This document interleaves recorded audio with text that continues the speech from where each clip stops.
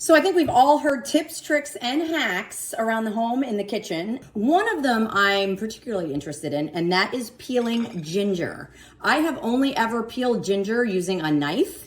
And the thing about that is, A, it's a little dangerous. I've cut myself many times, but also I waste a lot of it. Allegedly, you're able to take the side of a spoon and peel the tough skin of the ginger. OMG, you guys.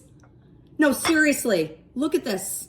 You're able to, just with the side of a spoon, peel the skin of the ginger. By the way, when it splashes in the eye, don't worry, it's just a little perfume. No big deal. But look at this.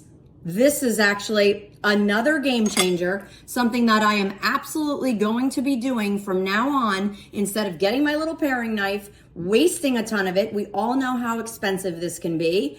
And this is so great. If you're not a ginger fan, you need to be. Try it in soups, I throw it in my smoothies. So many different fun, great ways to use ginger, and it's super healthy for you, or so they say. And then I usually say, who's the they? But anyway, this is a great hack, a great Tara tries it. And this is one I'm definitely gonna do into the future. You're welcome.